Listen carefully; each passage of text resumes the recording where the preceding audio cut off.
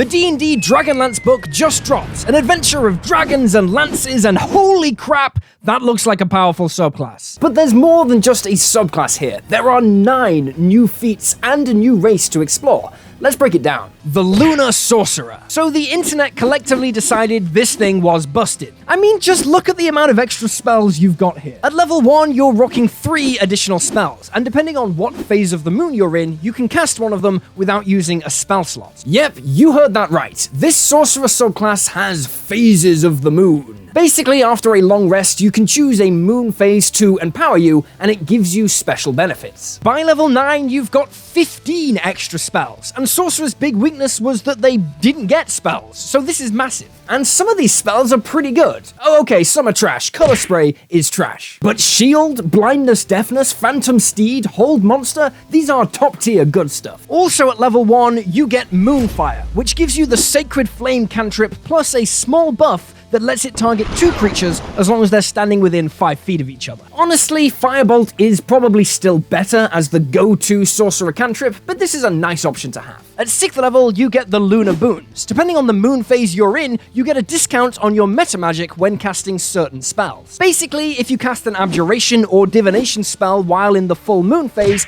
any meta magic option you apply to that spell costs 1 fewer sorcery point. That is dope. That's a free subtle spell counterspell. You can reduce the cost of your meta magic like this a number of times per day equal to your proficiency bonus. So basically, it's like getting some extra sorcery points equal to your proficiency. Also, you get the Waxing and Waning feature, where for the cost of a bonus action and a sorcery point, you can change the phase of the moon you're in. This pretty much gives you the power to switch around moon phases to boost different types of spells on the fly. It's okay. Level 14 gets you the Lunar Empowerment feature. Depending on your moon phase, you get different abilities. Full Moon. As a bonus action, you can glow, giving all creatures within 20 feet of you advantage on investigation and perception checks. That sounds bad until you realize this never ends. There's no duration given. This is a permanent light source and permanent advantage on all investigation and perception checks. As a group, you are never failing those checks again. New Moon gives you advantage on stealth checks, and all attacks against you have disadvantage while you are in complete darkness, even if the enemy has Devil's Sight or whatever. And finally, Crescent Moon gives you resistance to necrotic and radiant damage. Yeah, that one's pretty bad. Unfortunately, those damage types are kind of rare. Finally, we get the level 18 Lunar Phenomenon. Once again, a different power based on your moon phase. They all cost a bonus action, and you can do them all immediately as a part of the same bonus action you use to change your lunar phase, with the Waning and Waxing feature. Full Moon lets you blind all creatures within 30 feet of you who fail a con save, and you can give 3d8 hit points to a creature you can see. Not bad for a bonus action. New Moon forces all creatures within 30 feet to make a dex save or take 3d10 necrotic damage and have their movement speed reduced to 0 until the end of their next turn. Also, you become invisible when you do this until you next attack, cast a spell, or until the end of your next turn. Again, this is pretty good for a free bonus action. Finally, Crescent Moon lets you teleport 60 feet and bring along a willing creature within 5 feet of you for the ride as well. Then both of you gain resistance to all damage until the start of your next turn. You can do each of these features once per long rest, after which you need to spend 5 sorcery points to do them again. For free, these are good. For 5 sorcery points, probably not worth it. Still, this class is good. I love the moon flavor, and I love the extra spells. It's also ridiculously complicated. For real, the amount of stuff you have to keep track of is insane. Do not play this as your first ever D&D character. Is it broken? No way. The extra spells are great, but the other abilities are only really okay. This is probably on the level of like the Divine Soul Sorcerer. It can do a lot of different things, which is cool. If you're looking for a flavorful, challenging, and versatile approach to sorcerers, this is the one for you. But that's only the first thing in this new book. Let's talk about the new race and feats. But first, we gotta talk about the literal best thing about this book, and that's the adventure itself. I got it here on Roll20, and this is an adventure that runs from levels 1 to 11, and is amazing. This video is sponsored by Roll20, so you can get all the material on the new subclass, the new feats, and the new race there right now, and it auto-imports into your free Roll20 account. It comes with the free Roll20 art pack. That's all the maps pre-sorted, all the tokens ready to go, and all the information instantly accessible. This is literally hundreds of hours of D&D content prepared for you. The worst part of being a DM is the physical setup of the game. But with this, TPKing your party has never been so easy. And when you grab it on Roll20, you can share the compendium with all the players in your game. So you can buy it as a group. Between 5 players, this is like $6 each, and everyone can access everything. If you're new to D&D, or new to DMing, or you want to start a campaign next year, or you just want all the hard work done for you, getting it on Roll20 is the best place. Also, it makes a great Christmas gift for your group or your DM. And as a bonus, they're running 10% off any order of $10 or more on DM's Guild titles up until January 15th. Just use the code DragonQueen22. Link to that also in the description. But anyway, let's talk Kenda, the new race in D&D. They're small, have a 30-foot walking speed, and have 3 powerful abilities. Fearless gives you advantage on saving throws against the frightened condition, similar to what halflings get. But Kenda are better, because once per long rest, even if you fail a save against being frightened, you can just choose to succeed. That's a fucking legendary resistance on a player character against the frightened condition. That's good. Then you get a free skill proficiency from among Insight, Investigation, Stealth, Sleight of Hand, or Survival. All great choices. And finally, you get Taunt. Yes, as a bonus action, you can call someone a bitch from 60 feet away. They need to make a wisdom save or have disadvantage on all attack rolls against anyone else until the start of your next turn. So if you're a fighter with a strong ranged weapon, you can attack a creature, call them a bitch, and then run away. And basically, you've completely screwed them for an entire round because they can't catch you and they're disadvantaged against anyone else. It's an amazing and really fun roleplay ability, and you can do it your proficiency bonus number of times per long rest. I'd give Kenda a solid B+. They're not broken by any means, but they're very solid and they're going to be super fun to play. But now, let's talk feats. Firstly, all characters in Dragonlance get bonus feats. You get a free feat at level 1 and another free feat at level 4. That's in addition to other feats you take at those levels. Okay, there's 9 feats, let's go quick. 1. Divinely Favored.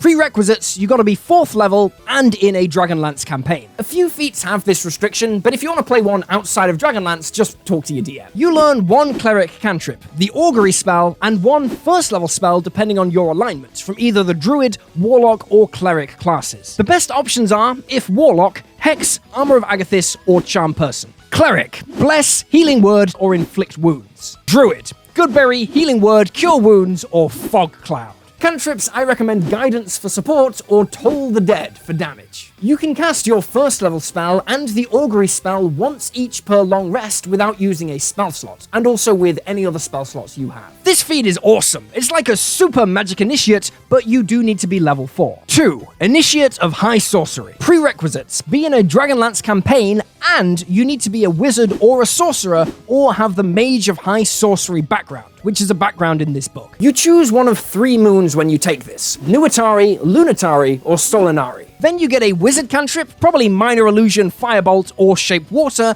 and 2 wizard spells depending on the moon you choose, as shown in this table. You can cast each of these first level spells once per long rest, using either Wisdom, Intelligence, or Charisma, your choice. That goes for all these feats, by the way. I reckon Solinari is the best, because Shield is dope, but choose wisely, because what you grab here impacts the feats you can take later on. 3. Adept of the Black Robes. Prerequisite, 4th level and have the Initiate of High Sorcery feat, choosing Nuitari. You learn any 2nd level Necromancy or Enchantment spell, and you can cast it once per long rest without using a spell slot. The best options here are Blindness, Deafness, Suggestion, and Hold Person. Then you get Life Channel. When a creature you can see within 60 feet fails a saving throw against a spell you cast, you can expend hit dice equal to that spell's level, roll them, and deal that much damage as extra. So basically, you turn your hit dice into more damage. It's okay. That's a bit of an extra sting to a fireball. 4. Adept of the Red Robes. Prerequisites, be 4th level and have the Adept of High Sorcery on Lunatari. This one gets you any 2nd level spell from the Illusion or Transmutation schools, and there are some amazing options here. Immovable Object, Levitate, Invisibility, Enlarge Reduce, Shadow Blade. Then you get Magical Balance. If you roll a 9 or lower on an attack roll, it just becomes a 10. You can do this your proficiency bonus number of times per long rest. Add on your skill bonus and proficiency modifier, and it's gonna guarantee a hit most of the time. time. This feature plus Shadow Blade is very strong for paladins and Eldritch Knight fighters, but you will have to have the Mage of High Sorcery background